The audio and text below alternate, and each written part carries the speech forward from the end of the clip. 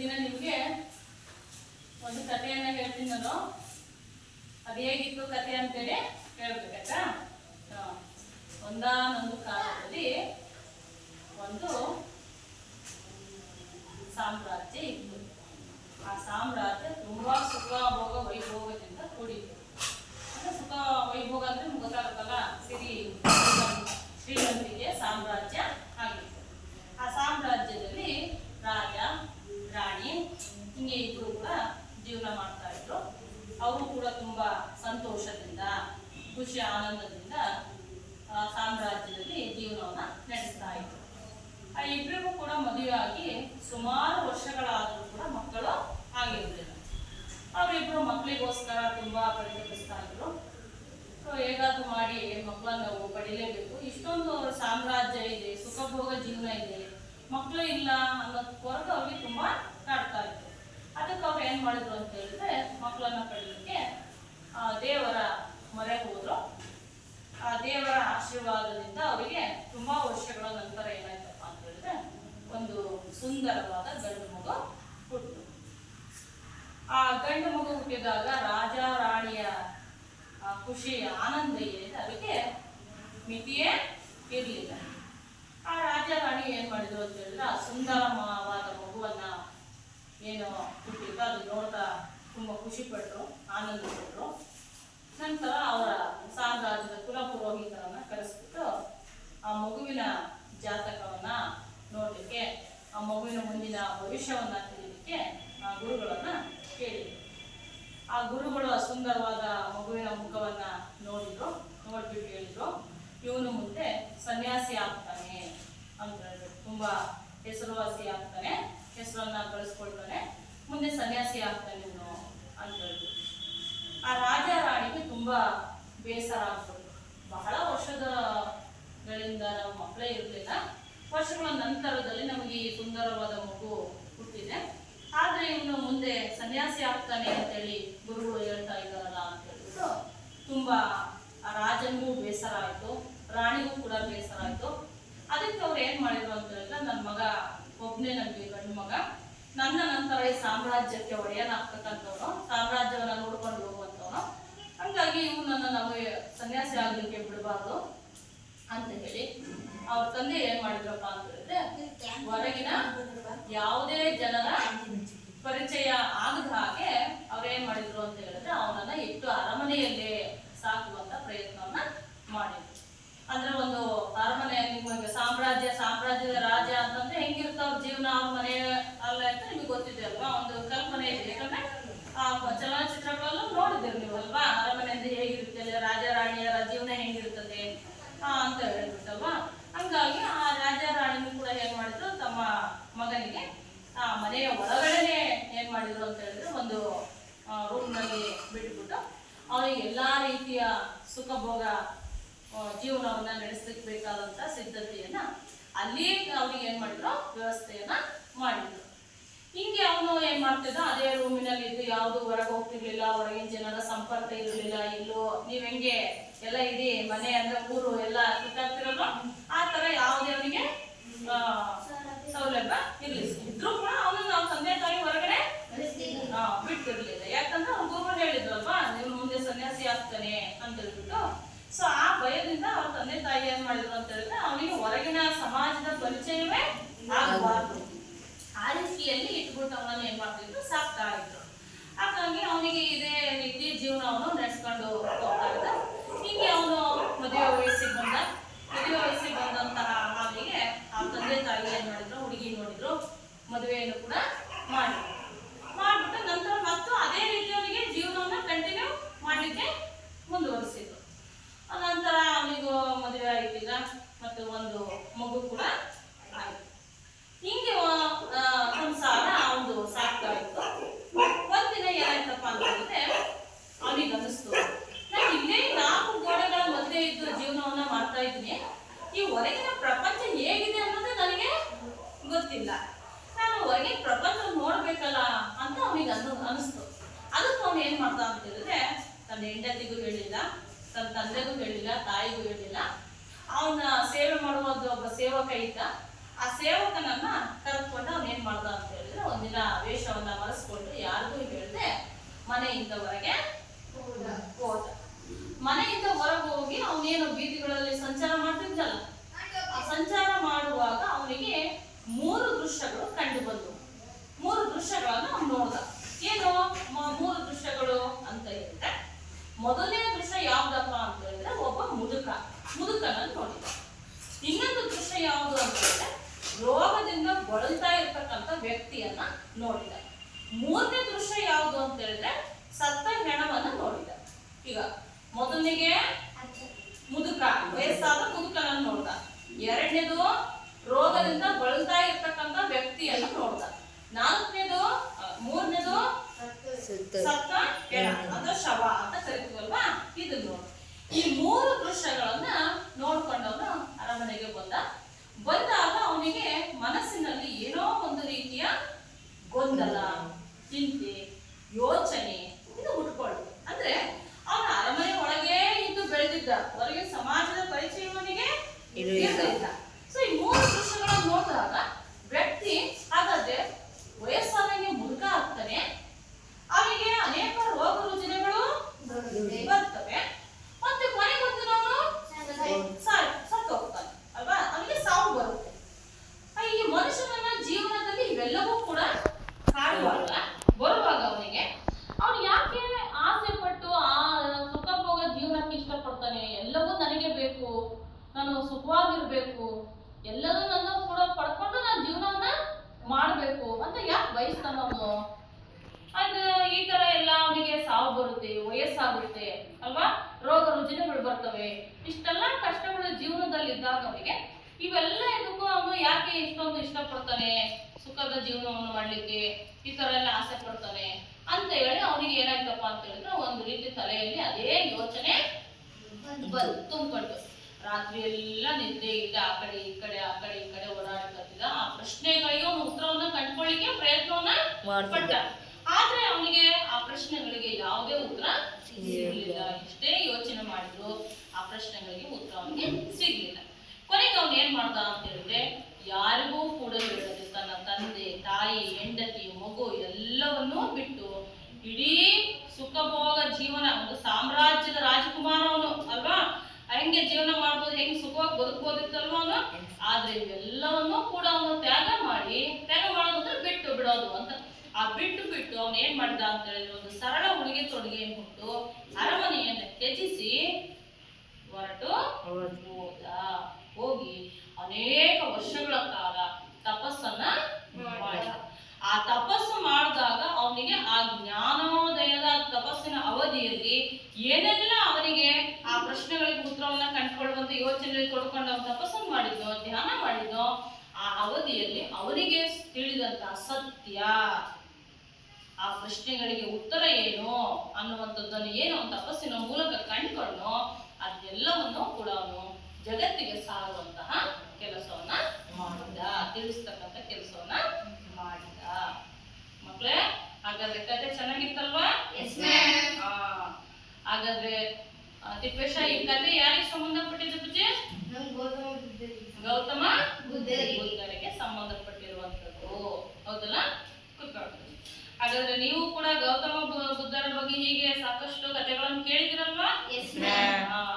ಕಿಸಾ ಗೌತಮಿ ಅನ್ನುವಂತ ಒಂದು ಕಥೆ ಕೂಡ ಇದೆ. ಇದನ್ನು ನಾವು ನಾಟಕವಾಗಿ ಕೂಡ ಮಾಡಿ ತೋರಿಸ್ತೀವಲ್ವಾ? ತುಂಬಾ ಚೆನ್ನಾಗಿದೆ ಅಲ್ವಾ? ಕಿಸಾ ಗೌತಮಿ ಅಂದ್ರೆ ತನ್ನ ಮಗು ಸತ್ತಿರುವಂತದನ್ನ ಬದುಕಿಸಿ ಕೊಡು ಅಂತೇಳಿ ಆ ಕಿಸಾ ಗೌತಮಿ ಹೇಗೆ ಮನೆಯಿಂದ ಅವಳ ಮಗುವನ್ನ ಎತ್ಕೊಂಡು ಬದುಕಿಸ್ಲಿಕ್ಕೆ ಪ್ರಯತ್ನ ಪಡ್ತಾಳೆ, ಕೊನೆಗೆ ಗೌತಮ ಬುದ್ಧರ ಹತ್ರ ತರ್ತಾಳೆ. ಅವ್ರಿಗೆ ಹೇಗೆ ಸಾವು ಒಂದು ಸರಿ ಮನುಷ್ಯನಿಗೆ ಬಂದ ಮೇಲೆ ಮತ್ತೆ ನಾವು ಜನ್ಮವನ್ನು ಪಡೀಲಿಕ್ಕೆ ಸಾಧ್ಯ ಇಲ್ಲ, ಬದುಕಿಸ್ಲಿಕ್ಕೆ ಸಾಧ್ಯ ಇಲ್ಲ ಅನ್ನುವಂಥದ್ದನ್ನು ಅವಳಿಗೆ ಯಾವ ರೀತಿ ಅವರು ತಿಳಿಸ್ಕೊಡ್ತಾರೆ ಅನ್ನುವಂಥದ್ದು ನಾವು ಈ ಕಿಸಾ ಗೌತಮಿ ನಾಟಕದಲ್ಲಿ ನೋಡ್ತೀವಲ್ವಾ? ಹೀಗೆ ಭಗವಾನ್ ಮಹಾಬುದ್ಧರು ಸಾಕಷ್ಟು ಏನ್ ಮಾಡಿದ್ದಾರೆ, ಈ ಜನರಿಗೆ ಸತ್ಯವನ್ನ ತಿಳಿಸ್ತಕ್ಕಂಥ, ಅವರನ್ನ ಕುರುಡ ಆಚರಣೆಗಳಿಂದ ಹೊರತರ್ತಕ್ಕಂಥ ಕೆಲಸವನ್ನ, ಸಮಾಜದಲ್ಲಿ ಜನರನ್ನ ಜ್ಞಾನದ ಮಾರ್ಗದಲ್ಲಿ ನಡೆಸ್ತಕ್ಕಂಥ ಕೆಲಸವನ್ನ ಮಾಡಿದ್ದಾರೆ. ಹಾಗಾದ್ರೆ ಮಕ್ಕಳೇ, ಈಗ ನಾವು ಈ ದಿನದ ತರಗತಿಯಲ್ಲಿ ಜೈನ ಮತ್ತು ಬೌದ್ಧ ಧರ್ಮಗಳ ಉದಯ ಈ ಪಾಠದ ಬಗ್ಗೆ ತಿಳ್ಕೊಳ್ಳೋಣ, ಆಯ್ತಾ? ಜೈನ ಮತ್ತು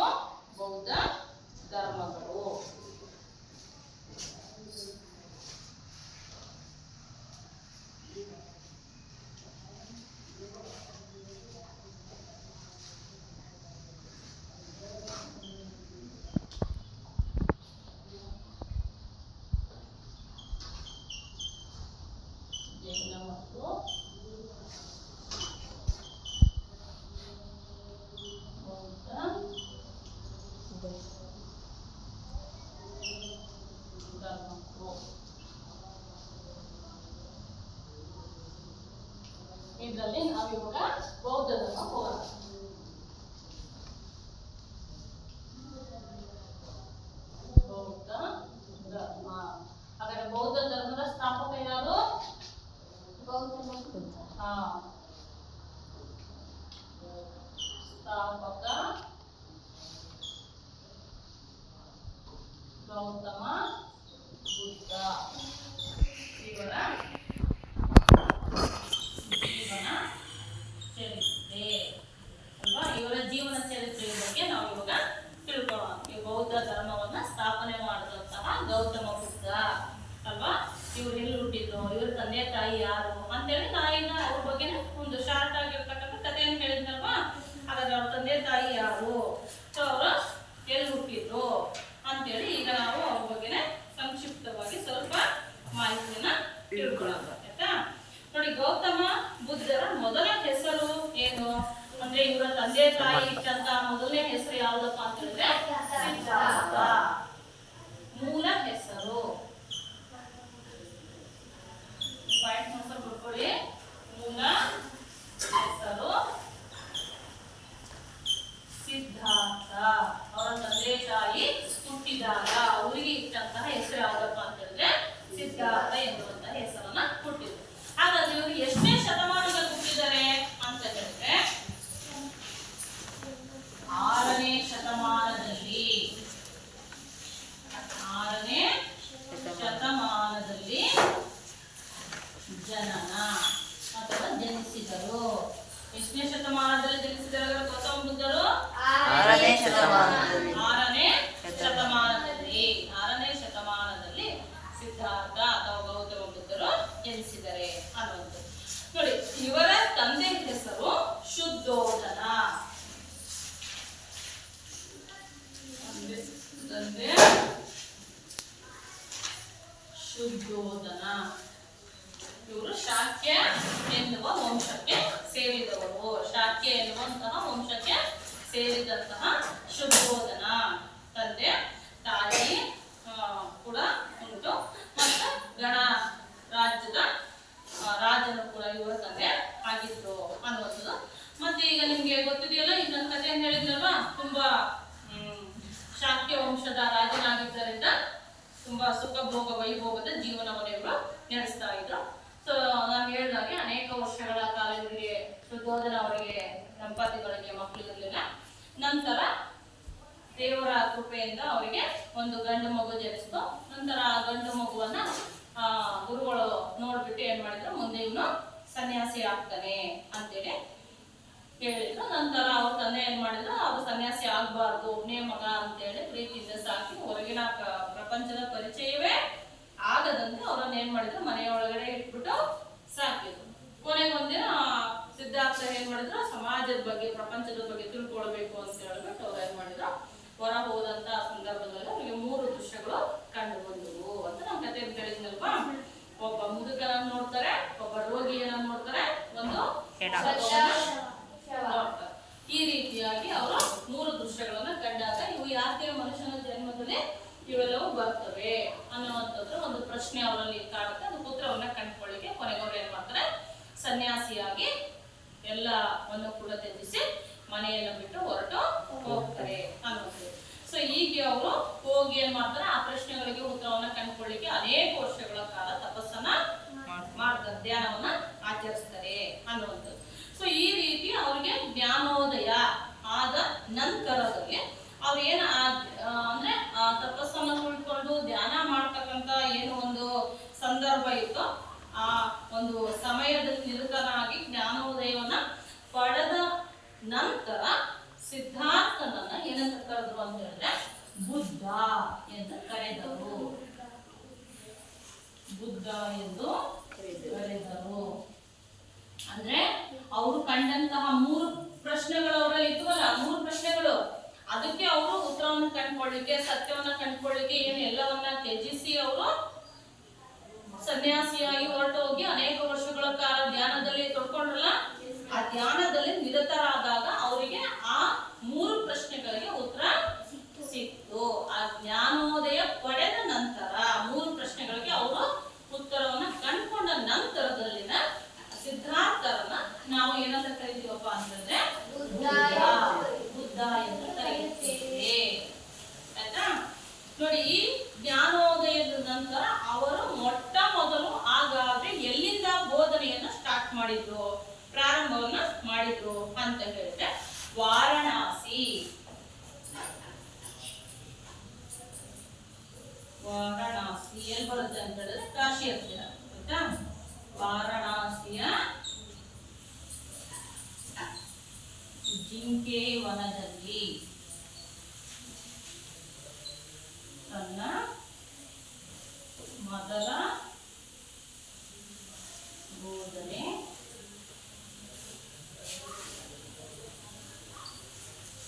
ಪ್ರಾರಂಭಿಸಿದರು ಆಯ್ತಾ.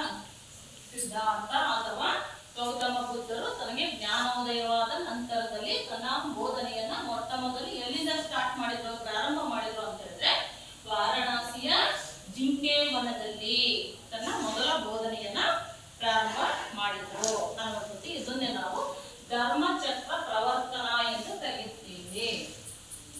ಇದನ್ನು ಧರ್ಮ ಚಕ್ರ ಪ್ರವರ್ತನ ಎಂದು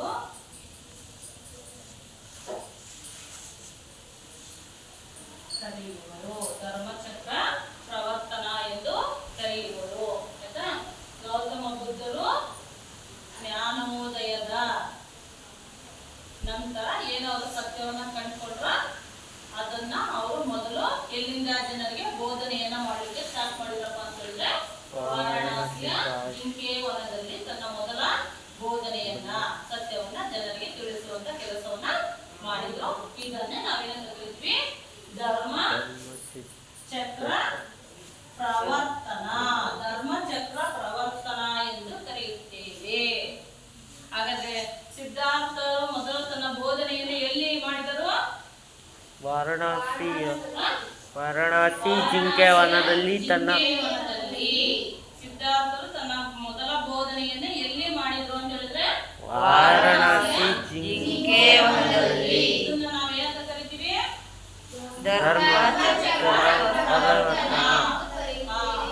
ಸಿದ್ಧಾರ್ಥ ಅಥವಾ ಗೌತಮ ಬುದ್ಧರು ತನ್ನ ಮೊದಲ ಬೋಧನೆಯನ್ನ ವಾರಣಾಸಿಯ ಜಿಂಕೆ ವನದಲ್ಲಿ ಮಾಡಿದರು. ಇದನ್ನು ಧರ್ಮಚಕ್ರ ಪ್ರವರ್ತನ ಎಂದು ಕರೆಯುತ್ತೇವೆ ಆಯ್ತಾ. ಇಲ್ಲಿ ಬುದ್ಧರು ಚತುರ್ ಆರ್ಯ ಸತ್ಯ ಮತ್ತು ಅಷ್ಟಾಂಗ ಮಾರ್ಗಗಳನ್ನ ಬೋಧಿಸಿದ್ರು ಅನ್ನುವಂಥದ್ದು. ಹಾಗಾದ್ರೆ ಆ ಚತುರ್ ಆರ್ಯ ಸತ್ಯಗಳು ಅಥವಾ ಅಷ್ಟಾಂಗ ಮಾರ್ಗಗಳು ಯಾವ್ಯಾವು ಅನ್ನುವಂಥದ್ದನ್ನ ಈಗ ನೀವು ಏನ್ ಮಾಡ್ಬೇಕಂತ ಹೇಳಿದ್ರೆ, ನಿಮಗೀಗ ನಾನು ಅವುಗಳನ್ನ ಕೊಡ್ತೀನಿ. ಸೊ ಒಂದೊಂದು ಗ್ರೂಪಿಗೆ ಅವು ಯಾವ್ಯಾವು ಅಂತ ಹೇಳ್ಬಿಟ್ಟು ಪಟ್ಟಿ ಮಾಡ್ಬಿಟ್ಟು ಒಂದೊಂದು ಗ್ರೂಪಿಂದ ಒಬ್ಬೊಬ್ರು ಇರ್ತಿತ್ತು ಅದನ್ನ ಹೇಳ್ಬೇಕು. ಈಗ ನಿಮ್ ಟೆಕ್ಸ್ಟ್ ಬುಕ್ ಅನ್ನು ಓಪನ್ ಮಾಡಿ ಎಲ್ರು.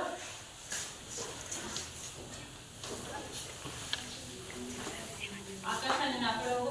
ಅಕ್ಷಯ ಟೆಕ್ಸ್ಟ್ ಬುಕ್ ಎಕ್ಸರ್ಸೈಸ್ ಇತ್ತು ಆಯ್ತಾ. ಭಾಗ್ಯ ನಿಮ್ಮ ಗ್ರೂಪಿಗೆ ಇವಾಗ ಮೊದಲನೇ ಗ್ರೂಪ್ ಅಲ್ವಾ, ಚತುರಾರ್ಯ ಸತ್ಯಗಳು ಅಷ್ಟಾಂಗ ಮಾರ್ಗಗಳು. ಚತುರಾರ್ಯ ಸತ್ಯಗಳು ಅಷ್ಟಾಂಗ ಮಾರ್ಗಗಳು ಪೇಜ್ ನಂಬರ್ 42ರಲ್ಲಿ ಇದೆ ಆಯ್ತಾ. ಪೇಜ್ ನಂಬರ್ 42ರಲ್ಲಿ ಇದೆ. ಈಗ ಅವುಗಳನ್ನ ಪಟ್ಟಿ ಮಾಡಿಬಿಟ್ಟು ಎದ್ದಿಟ್ಕೊಂಡು ಹೇಳ್ಬೇಕು, ಸರಿನಾ? ಬೇಗ. ಚತುರಾರ್ಯ ಸತ್ಯಗಳು ಅಷ್ಟಾಂಗ ಮಾರ್ಗಗಳು. ನೆಕ್ಸ್ಟ್ ಆಕಾಶ ಗ್ರೂಪಿಗೆ ಹೊಸ ಧರ್ಮದ ಅನುಯಾಯಿಗಳು. ಹೊಸ ಧರ್ಮದ ಅನುಯಾಯಿಗಳು ಆಯ್ತಾ. ನೆಕ್ಸ್ಟ್ ತಿಪ್ಪೇಶ್ವರ ಗ್ರೂಪಿಗೆ ಲಾಸ್ಟ್ 43 ಪೇಜ್ ನಂಬರ್ 43 ಲಾಸ್ಟ್ ಇದೆಯಲ್ಲ, ಬುದ್ಧನ ಮರಣದ ನಂತರ ಏನಾಯ್ತು, ಈ ಧರ್ಮದಲ್ಲಿ ಕೊಡಕುಂಟಾಯಿತೆ ಅಥವಾ ಒಟ್ಟಾಗಿ ಹಾಗೆ ಸಾಕೊಂಡು ಧರ್ಮ ಹೋಯ್ತೆ ಪ್ರಪಂಚದಲ್ಲಿ ಅಂತ ಹೇಳಿ ಅದ್ರ ಬಗ್ಗೆ ಮಾಹಿತಿಯನ್ನ ಹೇಳ್ಬೇಕು, ಸರಿನಾ? ಬೇಗ ಬರ್ಬಿಟ್ಟು ಪಾಯಿಂಟ್ಸ್ ಅಂತ ಹೇಳ್ಬೇಕು ಒಬ್ಬೊಬ್ಬರಾಗಿ.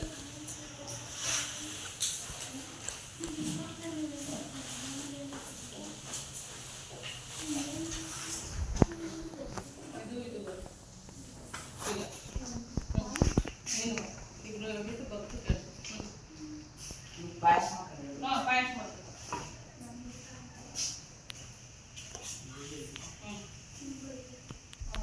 ಬುದ್ಧನ ಬೋಧನೆ ಸಂಪ್ರದಾಯವನ್ನು ತ್ರಿಪಿಟಕಗಳಲ್ಲಿ ಕ್ರೋಢೀಕರಿಸಿದರು. ಈ ತ್ರಿಪಿಟಕಗಳೇ ವಿನಯ, ಸೂಕ್ತ ಹಾಗೂ ಅಭಿಧಮ. ಆಯ್ತಾ?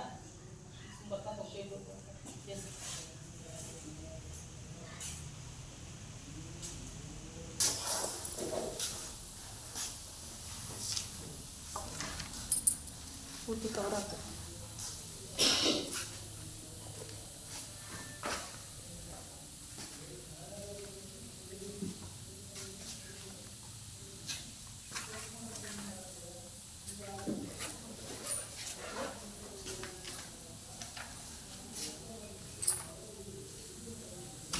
ಆಯ್ತು ಮಂಜು.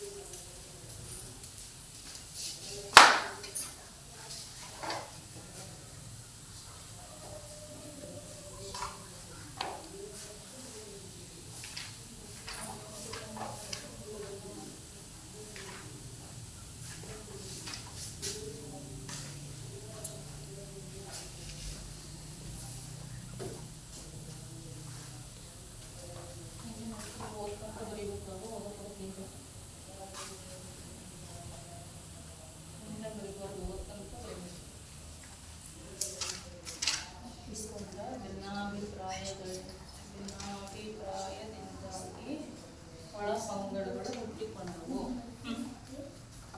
ಏನಪ್ಪ ಇದು ಚತುರಾರ್ಯ ಸತ್ಯ ಅಷ್ಟಾಂಗ ಮಾರ್ಗ.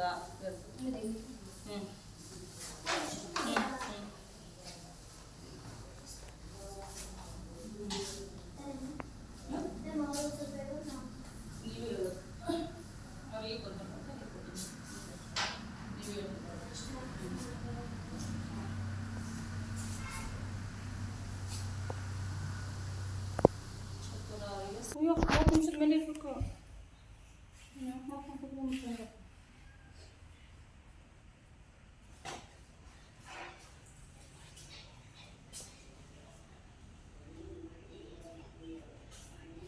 ಬೇಗ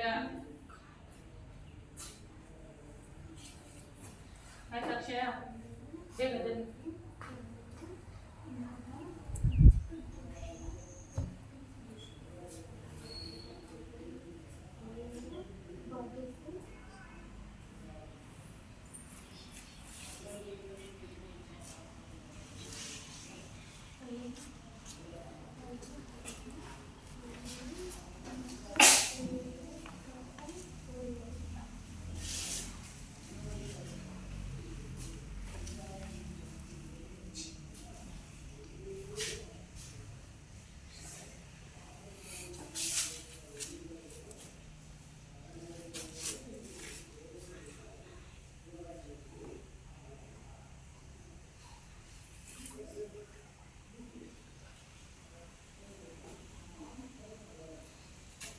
ಆಯ್ತಾ ನಿಂದು ಅಕ್ಷಯ?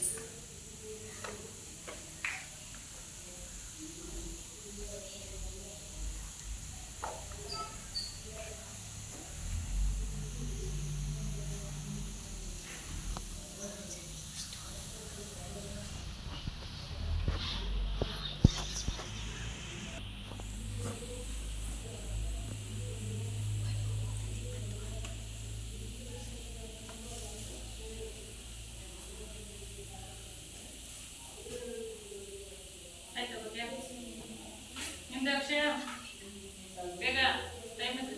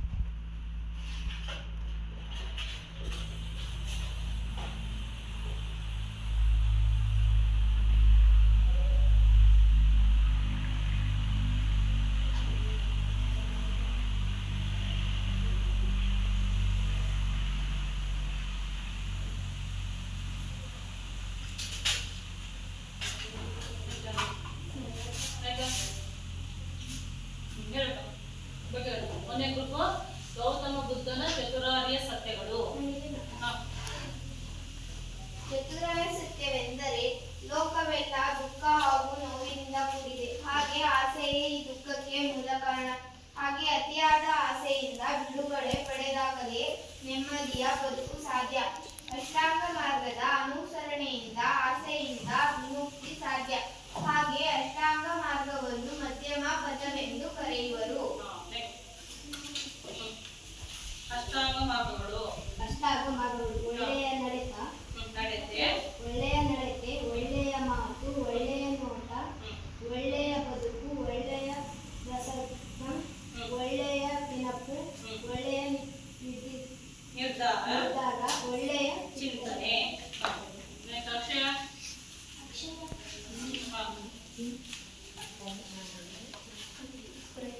ಹೊಸ ಧರ್ಮದ ಅನುಯಾಯಿಗಳು. ಹೊಸ ಧರ್ಮದ ಅನುಯಾಯಿಗಳು. ಶ್ರೀಮಂತ ವರ್ತಕರು, ಹಾ ಯಶಾದ ಕರ್ಮಿಗಳು, ಜನಸಾಮಾನ್ಯರು ಈ ಪ್ರತಿಪಾದನೆಯಿಂದ ಪ್ರೇರಿತರಾದರು.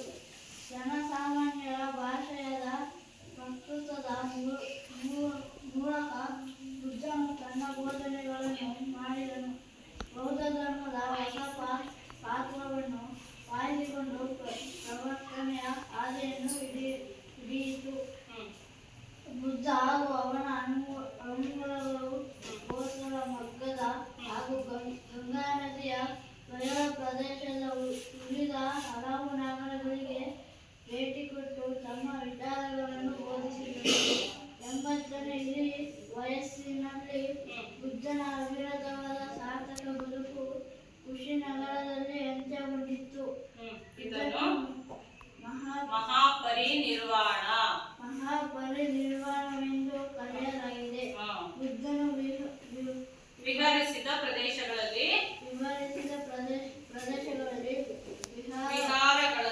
ವಿಹಾರಗಳನ್ನು ಕಾಲಾಂತರದಲ್ಲಿ ನಿರ್ಮಿಸಿದರು. ಅವನ ಅಸ್ಥಿಪಂಜರ ಕಳವಳವನ್ನು ಹಾಗೂ ಮೂಲಗಳನ್ನು ಜನ ಅವನ ನೆನಪಿನಲ್ಲಿ ಸಂರಕ್ಷಿಸಿದರು. ಅವುಗಳ ಮೂಲಕ ಚೈತ್ಯಾಲಯ ಹಾಗೂ ಸ್ತೂಪಗಳಲ್ಲಿ ಅವನ ಸಾಧನೆಯನ್ನು ಸ್ಮರಿಸುತ್ತಾ ಪೂಜಿಸಿದರು. ಹೀಗೆ ಪ್ರಾರಂಭವಾದದ್ದೇ ಮೊಟ್ಟ ಮೊದಲ ದೇವಾಲಯಗಳು, ವಿಗ್ರಹಗಳು ಹಾಗೂ ಮೂರ್ತಿ ಪೂಜೆ.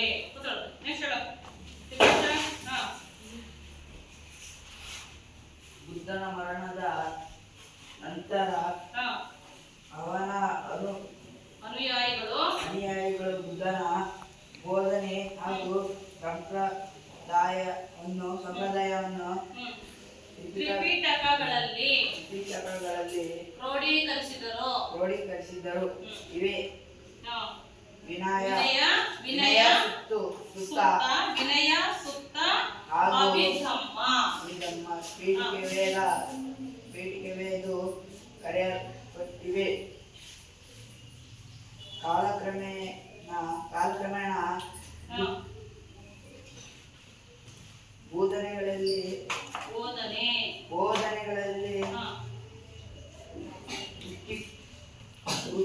ಉತ್ಪನ್ನಗೊಂಡ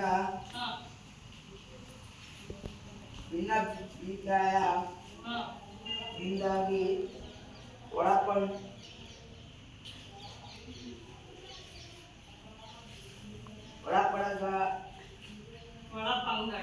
ಒಳಪಂಗಡ ಹುಟ್ಟಿಕೊಂಡವು.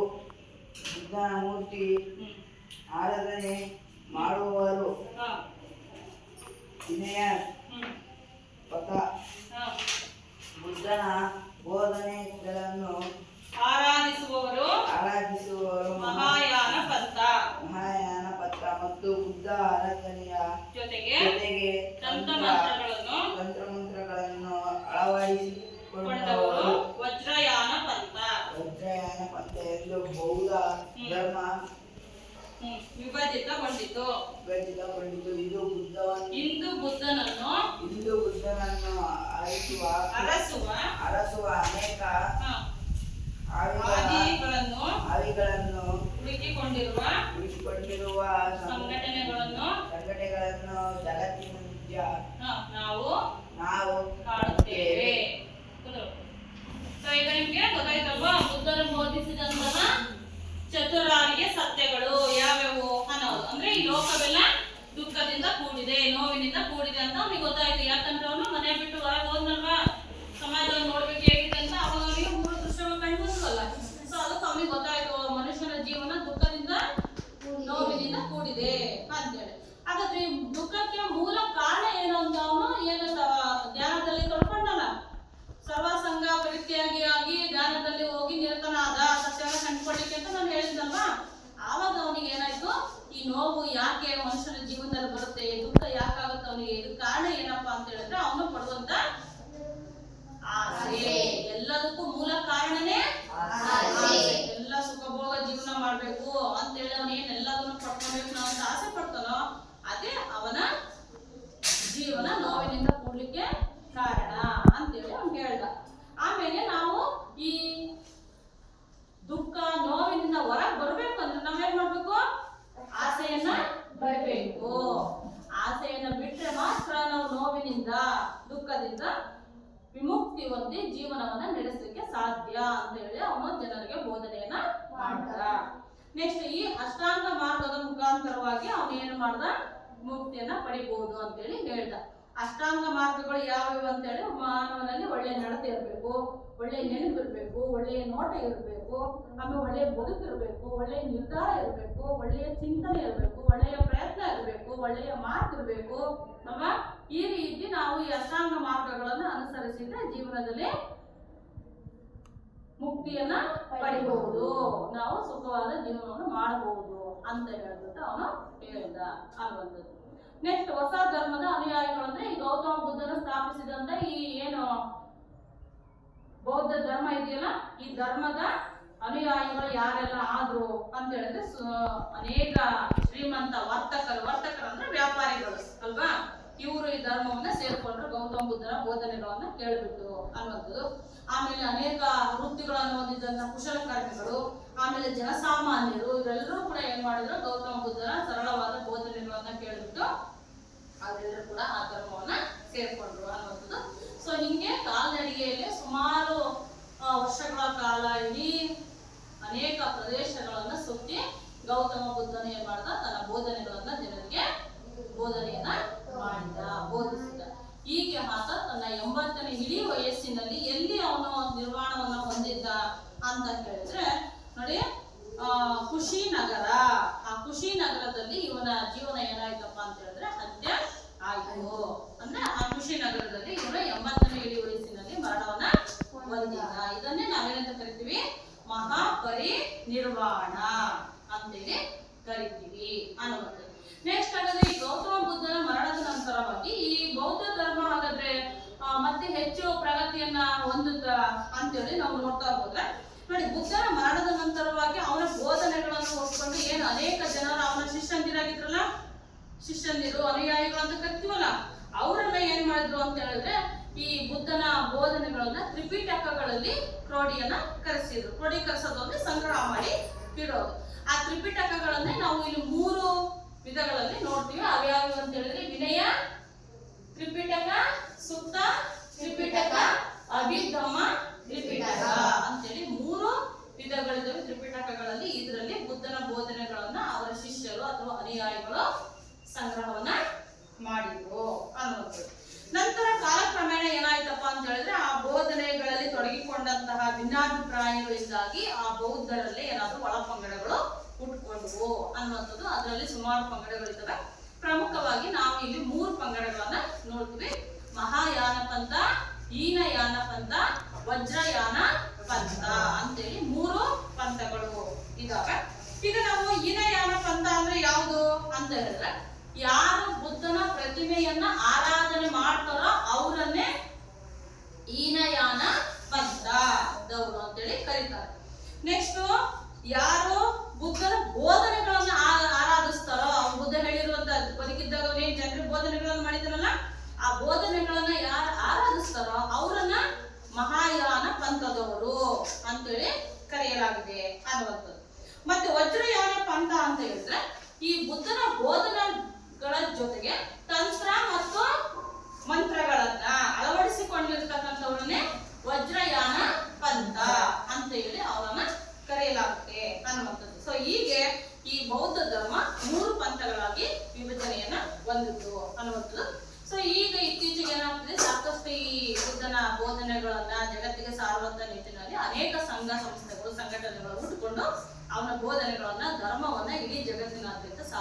ಕೆಲಸವನ್ನ ಮಾಡ್ತಾ ಇದ್ದಾರೆ. ಹಾಗಾಗಿ ಬೌದ್ಧ ಧರ್ಮವು ಕೂಡ ಜಗತ್ತಿನ ಧರ್ಮಗಳಲ್ಲಿ ಒಂದು ಪ್ರಮುಖ ಧರ್ಮವಾಗಿ ಬೆಳವಣಿಗೆಯನ್ನ ಹೊಂದಿದೆ ಅನ್ನೋದು. ಸೊ ಹಾಗಾದ್ರೆ ಮಕ್ಕಳೇ, ಈ ಬೌದ್ಧ ಧರ್ಮ ಹೇಗೆ ಹುಟ್ಕೊಳ್ತು? ಬೌದ್ಧ ಧರ್ಮನ ಸ್ಥಾಪನೆ ಮಾಡಿದವರು ಯಾರು? ನಮಗೆ ಗೌತಮ ಬುದ್ಧನ ಜೀವನ ಚರಿತ್ರೆ, ಅವನ ಬೋಧಿಸಿದಂತಹ ಚತುರಾರ್ಯ ಸತ್ಯಗಳು, ಅಷ್ಟಾಂಗ ಮಾರ್ಗಗಳು, ತ್ರಿಪಿಟಕಗಳಲ್ಲಿ ಏನಿದೆ, ಮತ್ತೆ ಈ ಬೌದ್ಧ ಧರ್ಮದ 3 ಪಂಥಗಳು ಯಾವುವು ಅನ್ನೋದನ್ನು ನಾವು ಇಷ್ಟೊತ್ತು ತಿಳ್ಕೊಂಡಿದೀವಲ್ಲ.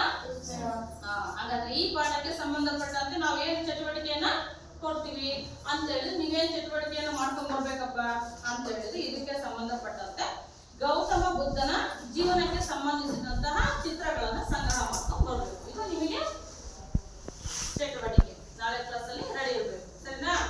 ಗೌತಮ ಬುದ್ಧನ ಜೀವನಕ್ಕೆ ಸಂಬಂಧಿಸಿದಂತ ಚಿತ್ರಗಳು ಯಾವೆಲ್ಲ, ಅವನ ಜೀವನಕ್ಕೆ ಸಂಬಂಧಪಟ್ಟಂತ ಚಿತ್ರಗಳು ನಿಮ್ಗೆ ಸಿಗ್ತವೋ ಅವುಗಳನ್ನ ಏನ್ ಮಾಡ್ಬೇಕು? ಸಂಗ್ರಹ ಮಾಡ್ಕೊಂಡು ತಗೊಂಡು ಬರ್ಬೇಕು. ಓಕೆನಾ? ಹಾಗಾದ್ರೆ ಈ ಪಾಠ ನಿಮ್ಗೆ ಗೌತಮ ಬುದ್ಧರ ಬಗ್ಗೆ ಅರ್ಥ ಆಗಿದೆ ಅಂತ ಅನ್ಕೊಂಡಿದ್ದೀನಿ. ನಾಳೆ ಇದ್ರ ಬಗ್ಗೆ ಟೆಸ್ಟ್ ಕೊಡ್ತೀನಿ.